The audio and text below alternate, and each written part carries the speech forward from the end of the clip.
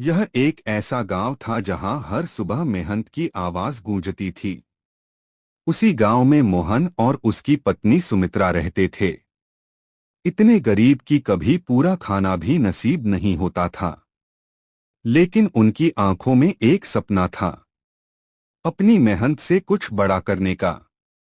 अब हमारी किस्मत हम खुद लिखेंगे। मोहन खेतों में दिन रात मेहनत करता था।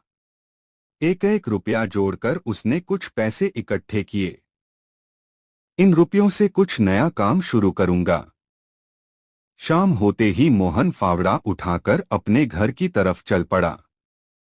कब तक खेतों में काम करते रहोगे?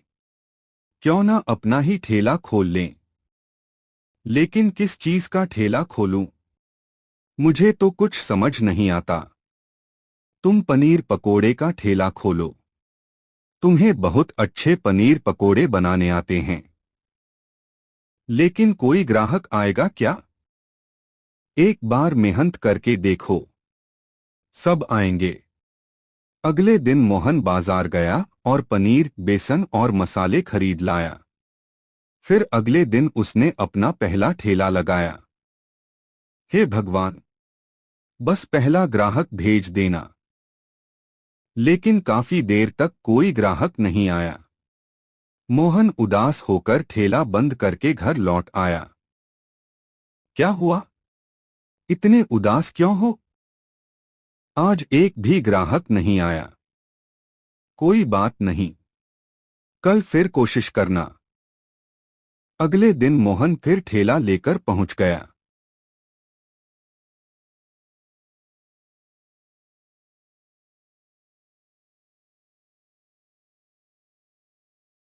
मोहन भैया, एक प्लेट पनीर पकोड़े लगाना।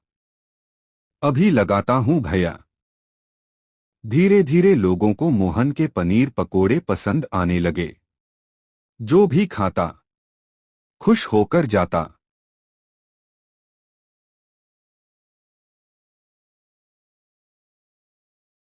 मोहन के पनीर पकोड़े का स्वाद अलग ही है। धीरे धीरे मोहन का ठेला पूरे गांव में मशहूर हो गया।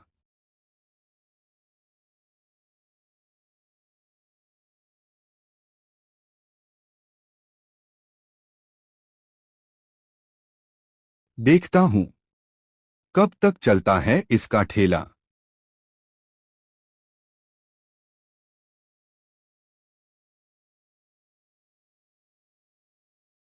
मोहित मन ही मन मोहन से जलने लगा।